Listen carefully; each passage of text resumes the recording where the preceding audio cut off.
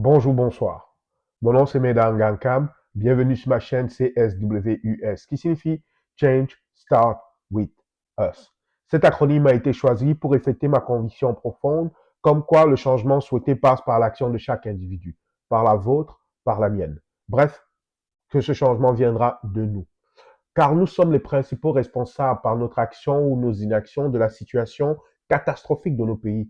Et nous serons les seuls à pouvoir sortir notre pays du bourbier dans lequel il se trouve. Personne ne viendra nous aider et encore moins gratuitement. Et pour moi, le plus grand danger qui guette le Cameroun et le continent, ce n'est pas tous les petits bisbilles qui se passent en ce moment. C'est surtout une recolonisation du continent, suite à un repartage du monde comme en 45.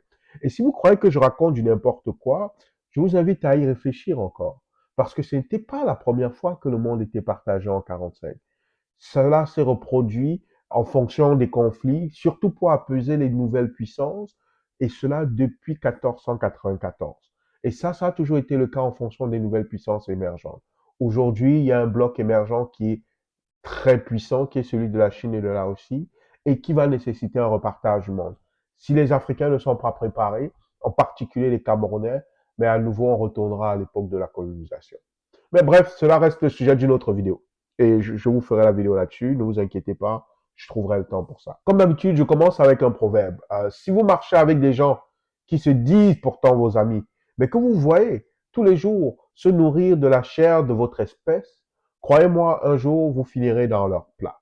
Ça, c'est clair. Ne faites pas cette erreur. L'histoire est jonchée des pseudo-amis qui finissent dans les plats de leurs pseudo-amis. La vidéo de Longuet Longuet, c'est de ça dont je veux parler aujourd'hui. Je suis en retard, un peu aussi haïtien, parce que c'est pas des sujets qui m'intéressent. Mais là, en la regardant, il y a des choses à apprendre de l'histoire, de la dynamique historique de ce monsieur.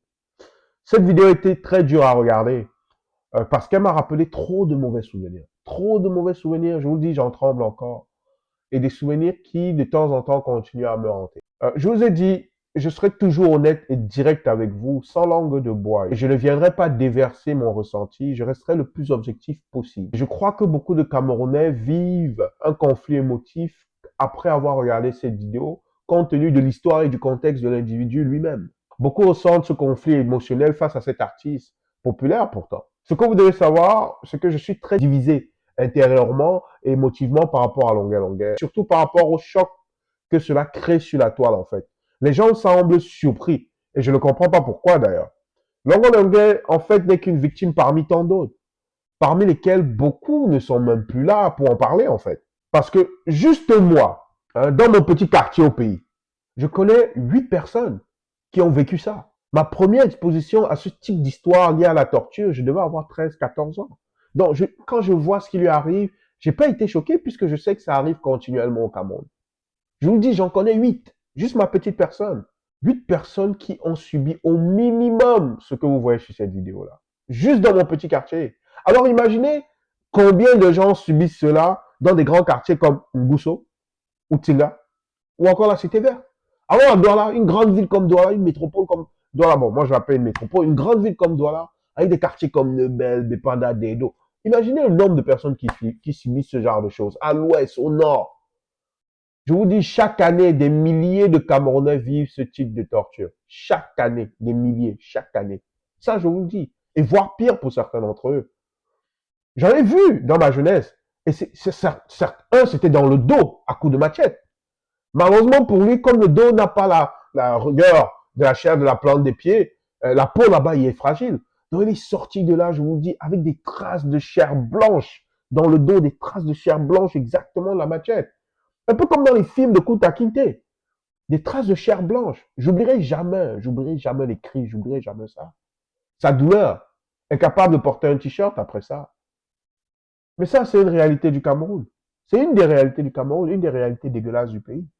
Cette sauvagerie, cette barbarie inhumaine, en fait, que certains font subir à leurs propres frères. Mais ça fait partie du Cameroun que vous refusez de voir.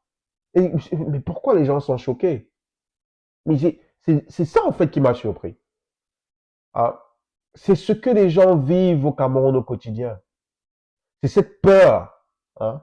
Je vous l'ai dit, chaque jour des dizaines de Camerounais vivent ce type de torture dans les commissariats, dans les sous-sols et dans les bureaux d'entreprise. Ce que Longuet Longuet nous rappelle, c'est que si tu deals avec le diable et tu manges son argent, ne sois pas surpris de finir dans son lit avec le cul endolori. Tu ne peux pas être surpris parce que tôt ou tard, celui qui mange l'argent du diable doit payer. Il y a un reçu qui est émis. Et tu dois te présenter à la caisse pour le payer parce que le diable viendra le réclamer. Parce que c'est le diable, c'est comme ça qu'il fonctionne. Et c'est ce que vous devez comprendre. Ça, c'est une leçon que les gens qui supportent le régime doivent comprendre. Tôt ou tard, vous devrez vous présenter à la caisse et payer votre facture auprès du même régime, c'est ça le pire, que vous avez pourtant défendu, croyant qu'il est de votre côté. Et votre première bêtise est de croire que ce régime est uniforme et qu'il vous est redevable. Oubliez le fait qu'il est constitué de multiples factions qui ne s'aiment pas, un peu comme la mafia. Dans les familles de mafia, il y a des sous-sections, des sous-familles qui peuvent s'entretuer en fait. Et ensuite, le grand patron vient apaiser les conflits. Mais c'est en réalité comme ça que le système camerounais fonctionne. C'est pas quelque chose d'univore, c'est pas un bloc homogène. Il y a plein de sous-sections qui, eux, chacun à leur niveau dans leur quartier, réclament une sorte de pouvoir. Donc, une faction peut en vouloir à la peau d'un autre, d'un membre d'une autre faction, sans que le chef suprême ne le sache. Combien sont en prison? Est-ce que Paul Biya, le président, le sait? Il ne faut pas lui manquer de respect. Est-ce que le président le sait? Ou combien ont été mis de côté, ont été torturés durant ces 42 années? Des dizaines de milliers de Camerounais. C'est pourquoi, pour moi, cette vidéo de Longuet Longuet tombe à point, en fait, quelque part. Car il est important que vous réfléchissiez bien par rapport à 2025. Très important. Tous ceux qui supportent le régime et qui ne voudront pas se déplacer pour aller voter en 2025. Réfléchissez bien encore. Parce que même si votre champion national gagne, si par malheur il ne peut finir son mandat, en tenant compte de la guerre des clans qui fait rage en ce moment, dans le sérail, automatiquement il y aura un changement de pouvoir qui mènera évidemment à un certain niveau à un nettoyage du clan qui a perdu. Changement de pouvoir veut dire changement de canaux de pouvoir. Donc, ceux qui avaient leur personne bien placée, du jour au lendemain, vous pouvez ne plus avoir personne. Et tomber sur des messageries vocales, en fait. Et c'est vous qui risquez de vous retrouver sous une chaise comme Longuet Longuet. Est-ce que ça vaut la peine pour vous et votre famille de prendre ce risque, de tout perdre? Mais vous connaissez la solution. La solution est de voter pour quelqu'un qui viendra établir une société beaucoup plus juste et qui reposera sur le droit commun et non pas sur un individu ou un petit groupe d'individus. Et la solution n'est certainement pas de voter pour des gens qui ont créé cet environnement depuis 40 ans. Vous ne pouvez pas remettre ces mêmes personnes du système au pouvoir. Parce que de toute façon, comme je vous l'ai dit, si vous marchez avec des gens qui se nourrissent de la chair de vos espèces, de votre espèce, vous allez vous retrouver dans leur assiette tôt ou tard. Un environnement en plus où, en toute impunité, des éléments de la police, de la gendarmerie ou de l'armée peuvent venir enlever quelqu'un, puis le torturer sans se sentir menacé par la justice. On a besoin que la justice reprenne sa place dans la gestion du pays, dans le contrôle du pays. Ce qui m'a choqué, ce n'est pas la vidéo. Parce que comme je vous l'ai déjà dit, j'ai connaissance de ces réalités depuis que j'ai 13-14 ans. Ce qui m'a choqué, c'est que des Camerounais remettent en question l'authenticité de la vidéo d'abord, avant de mollement ou pas du tout s'offusquer du traitement que l'homme a reçu. Avec des commentaires du genre, oh, ça doit être un fait créé par l'AI. Ou encore, oh, il a fait jouer les comédiens pour créer cette vidéo et afin de déposer une demande d'asile. Donc, ça, c'est d'abord ce que les gens pensent, avant d'être choqués par le traitement que l'individu reçoit. Est-ce que vous-même, c'est normal? Ça veut dire que dans votre psyché, vous avez pris le temps de vous dire que non, la vidéo n'est pas vraie. C'est la première chose que votre cerveau a appris. Mais c'est parce que vous imaginez que de tels actes au Cameroun ne sont pas possibles. Ou du moins, qu'on ne peut pas faire ça à Longuet Longuet. Mais donc, je me demande, si vous dites qu'on ne peut pas faire ça à Longuet Longuet, c'est que vous savez qu'on fait ça à d'autres et ça ne vous dérange pas. Et si vous dites que non, ça n'existe pas au Cameroun, mais est-ce que vous êtes vraiment connecté à la réalité du Cameroun? Dans les deux cas, vous êtes problématique. Vous êtes un problème. Parce que si vous dites, non, on ne peut pas faire ça à Longuet Longuet, dans la vidéo est fake, donc vous savez qu'on fait ça à d'autres Camerounais qui ne sont pas connus. et vous êtes là, vous êtes tranquille. Donc vous êtes un problème. Je vous invite à réfléchir encore sur vos comportements personnels. Parce que dire que cette vidéo est fausse, c'est que vous estimez qu'au Cameroun, c'est pas possible. Mais je vous dis, ce n'est qu'une histoire parmi des milliers. Des milliers de Camerounais vivent ce qu'ils vivent chaque année. Certains n'en reviennent même pas. C'est pour ça que je suis un peu divisé sur cette question. Parce que l'individu lui-même a supporté le régime. Les membres du régime, avant. On n'est pas des enfants. Il avait connaissance de ces histoires de torture, même à Daido. Mais comme je dis souvent, il y a des leçons à tirer de toute histoire. Et de vraies leçons à tirer. Et puis 2025 sera très stratégique pour pouvoir déterminer quelle société on veut.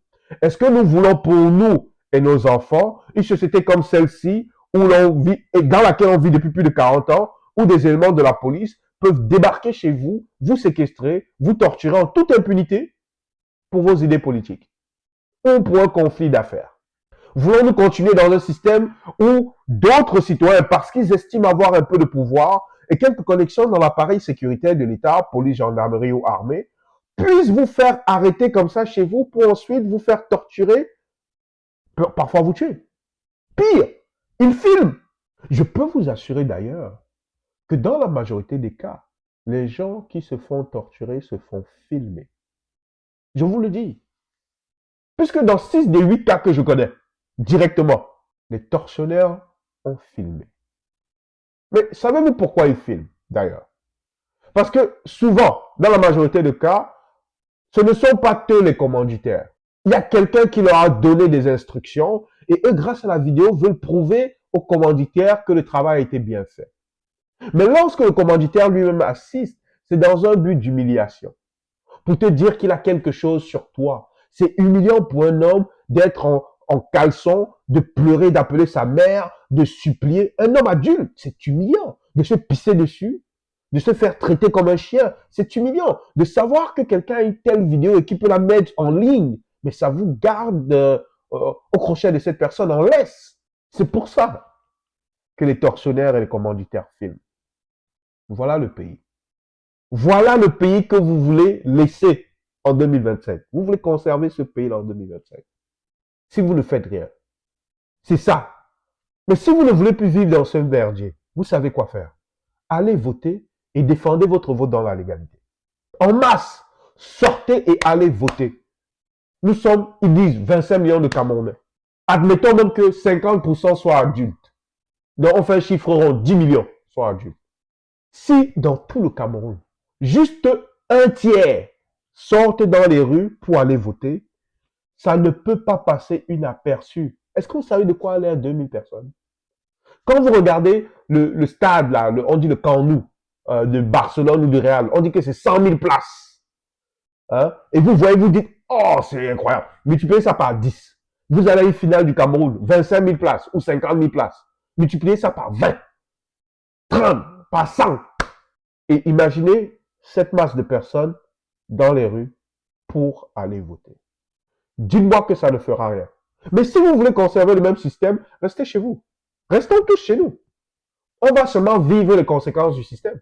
Parce que cette vidéo de la torture de Longuet Longuet représente exactement le pays dont nous avons hérité, ma génération, mais surtout le pays que nous allons léguer à nos enfants. C'est ça que nous allons passer à nos enfants. Et ça va être pire. Puisque économiquement dans le monde, ça ralentit. Le système va se radicaliser. Il y aura peu de ressources. Ça va être pire. Est-ce que c'est ça que vous voulez laisser à vos enfants? C'est dans ça que vous voulez les voir grandir, comme vous dites. La deuxième leçon est plutôt intéressante et elle a un lien avec le chef du MRC. Premièrement, je suis apolitique. Je ne suis pas dans un parti. Et je n'en supporte pas. Mais présentement, vous ne voyez pas le lien. Mais écoutez la suite de mon propos. Vous comprendrez.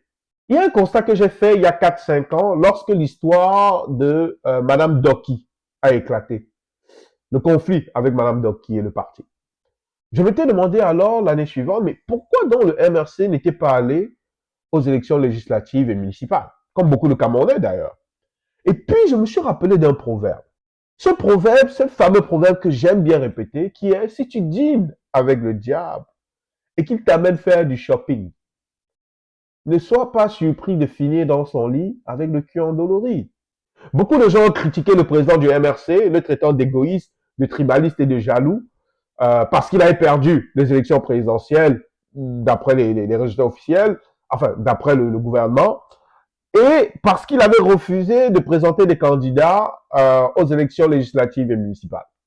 Ça a créé tellement de bisbilles que plusieurs personnes dans le parti ont claqué la porte et voilà, la situation s'est envenimée en fait. Mais si le président du MRC avait simplement été conscient des conséquences négatives qui viendraient d'une collaboration avec le système répressif et tortionnaire que l'on connaît, et s'il se refusait de compromettre son parti en courant le risque que certains de ses élus, au niveau municipal ou au niveau des députés, se voient impliqués dans des affaires louches avec le système. Est-ce que vous êtes demandé ça même d'ailleurs? D'ailleurs, vu son expérience dans le système, en décidant de ne pas aller aux législatives et municipales, le président du MRC peut-être aussi voulait simplement ne pas courir le risque d'avoir une histoire de longueur au sein de son propre parti. On ne peut pas se mettre debout, critiquer certaines choses, puis avoir des éléments dans son propre parti qui s'acoquinent avec les mêmes tortionnaires qu'on critique. Mais est-ce que vous y avez pensé? Juste un tout petit peu. D'ailleurs, le risque d'avoir, et d'ailleurs, le risque d'avoir des personnes moralement corrompues dans ce parti-là était bien réel. Puisque lorsqu'ils ne se présentent pas, c'est là où vous voyez les vrais visages. Tous ceux qui étaient là juste pour les avantages du poste et pas nécessairement pour la cause, ils se sont dissociés du parti bruyamment, l'ont fortement critiqué. C'est un peu comme quand vous avez le problème et vous cherchez vos amis, vous ne les trouvez plus. Mais pourtant, quand il y a l'argent et vous faites des tournées, ils sont tous là. C'est ce que ça m'a rappelé un peu. Parce que d'ailleurs, vous n'avez qu'à voir les réactions, les comportements de ceux qui ont claqué la porte du parti aujourd'hui et qui exposent en mondiovisant leur corruption morale et leur soif de pouvoir au point de devenir des conciliants du système qui les a torturés et qui torture leurs compatriotes et les plus grandes critiques envers leur ancien parti qui combattent le même système-là. Mais où est-ce qu'on va en fait? Mais longueur en fait n'est qu'un symptôme parmi tant d'autres. Le Cameroun est rempli de longueur. Et quand je dis rempli de longueur, c'est pas par rapport à, déjà oui, par rapport à sa torture qu'il a vécue, mais surtout par rapport à ce pivot. On critique, ensuite on embrasse le système, on critique, on embrasse encore le système. Regardez tous ces gens qui étaient des grandes critiques du système, du régime, et qui, après avoir été corrompus moralement, vous disent aujourd'hui sur le plateau de télé qu'il faut travailler avec le régime pour faire avancer le pays. Bon, depuis qu'ils travaillent avec le régime, est-ce qu'on a avancé? Finalement, ils nous disent ici que le régime n'est pas si terrible, que ce sont des républicains. Hein? Parce qu'ils sont républicains, ils doivent travailler avec le régime. Bon, c'est quoi le résultat? Il y a moins de torture, moins d'enlèvements, moins de bris des doigts communs? Non. Mais la bonne chose, c'est que ceux qui ont dit, ils prennent du poids. Ça, c'est la bonne nouvelle. C'est le seul changement que vous pourrez remarquer. Aller aux législatives et aux municipales aurait été l'équivalent d'aller dîner avec le diable et le laisser nous emmener faire du shopping à son compte. Nous savons tous comment cela finit selon le proverbe. Le fait que malgré les avantages financiers, par contre, le MRC ait refusé de collaborer avec le système qu'il qualifie de diabolique et contre lequel il dit qu'il lutte, en réalité est un signe fort d'intégrité. Ça m'a frappé. Parce que malgré tous les avantages, ils ont dit non. Mais surtout, c'est un signe de sagesse. Car soit on est contre le mal, soit on est avec lui. Il n'y a pas un juste milieu ou de collaboration dans le combat contre le mal. Ce qui est mal est mal. Et le bien doit se dresser contre le mal. Regardez les partis comme le SDF, les pseudo-défenseurs du bien-être du peuple qui se retrouvent à défendre le système ou à lui trouver des circonstances atténuantes. Certains sortent même et viennent nous présenter des choses positives, à encourager. Comme si trouver des pépites de chocolat dans de la merde faisait de la merde un gâteau au chocolat. Si vous embrassez l'obscurité une fois, vous ne pourrez pas complètement en sortir. C'est pas possible. Parce qu'elle va vous envelopper et vous contaminer d'une manière ou d'une autre. D'ailleurs, avertissement à Cabral, lui aussi il aura son moment sous les feux des projecteurs. Parce que le système le tient. Peut-être c'est pour cela que le MRC n'a pas voulu participer aux dernières législatives, aux dernières municipales. Parce qu'elle s'exposait, le parti s'exposait à une potentielle contamination et à de potentielles compromissions avec le système. Et c'est aussi peut-être ce qu'il a voulu, en ne participant pas à ces élections-là, le parti a voulu conserver une forme de virginité politique, une forme de crédibilité au niveau de son intégrité, mais aussi une forme de virginité morale et spirituelle. Garder cette intégrité leur confère le droit de critique et surtout évite qu'ils finissent comme le SDF, l'UNDP ou l'UPC. Mais imaginez un peu la situation. Si le MRC avait eu des députés payés par le système et que ce dernier mettait en place un projet de loi dont l'ensemble était nuisible pour la population camerounaise.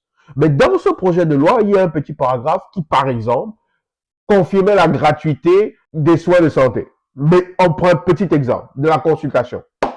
Alors que la majorité du projet de loi allait appauvrir les Camerounais. Mais imaginez un peu le dilemme dans lequel les députés du MRC se seraient retrouvés face à ce projet de loi. S'ils votent pour ce projet de loi, ils se verraient complices de la souffrance des Camerounais. S'ils votent contre ce projet de loi, alors ils auraient été ceux qui ont privé les Camerounais de l'accès aux consultations médicales gratuites. Mais ça aurait été un dilemme incroyable. Donc je pense que nous devons prendre du recul et apprendre de cette histoire de longueur longueur. Dont la plus grande des leçons est que si vous supportez un régime tortionnaire, si vous supportez le mal, vous pourrez, pour une banalité, en devenir la victime. En passant, je ne demande pas de voter pour le MRC. Vous votez pour qui vous voulez. Je présente juste ma lecture historique des événements courants. Je vous invite vraiment à vous poser la question, à savoir quel Cameroun nous aimerions laisser demain. Pas pour nous nécessairement, mais pour nos enfants et nos petits-enfants. Parce que ce traitement animal qu'a vécu Longuet Longuet, qui, quand vous aurez 50, 60 ou 70 ans, arrivera peut-être à votre fils ou à votre petite-fils. Que 4 éléments des forces de sécurité nationale puissent rentrer chez vous, saisir votre enfant et vous ne le reverrez plus. Il y a beaucoup de familles camerounaises endeuillées qui n'ont même pas le corps de leur enfant aujourd'hui. Enlevés, torturés et abattus par les forces de sécurité nationale. Est-ce que ce type de société est celle que nous voulons vraiment? Posez-vous cette question, je vous prie.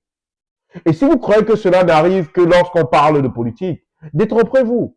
Parce qu'en réalité, c'est une minorité de personnes torturées, décédées, disparues, qui relèvent en fait de leur engagement politique. Dans la large majorité des cas, ce genre d'enlèvement qui mène à la torture se fait lors de litiges privés, sans lien avec la politique. Il suffit qu'un chef d'entreprise ou un homme politique qui se sente un peu lésé par vous, vous fasse enfermer et demande à ce qu'on vous torture simplement parce que vous avez refusé peut-être de vous lui verser son loyer, ou que vous réclamez même, ou que vous réclamiez même avec insistance votre dû, l'argent qu'il vous doit. Mais dans le plus sordide des cas, c'est pour une histoire de femme. Vous avez dragué sa copine ou sa maîtresse et il vous fait enfermer, vous fait fixer à coups de machette. Est-ce que c'est cette société que nous voulons laisser à nos enfants? Est-ce que c'est cette société dans laquelle nous voulons vivre? Vous dites que vous voulez voir vos enfants grandir. Ma question est la suivante.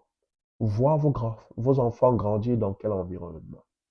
Est-ce que vous préférez voir vos enfants grandir dans la boue, une boue encore plus crasse que la vôtre?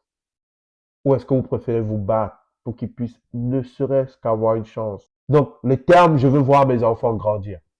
Dans le Cameroun-ci, c'est ça que vous voulez léguer à vos enfants et que vous n'avez sans gêne, vous n'avez pas de honte de le dire.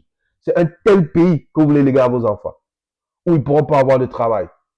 Ils pourront se faire torturer, bastonner. On peut voler leur argent, fermer leur entreprise.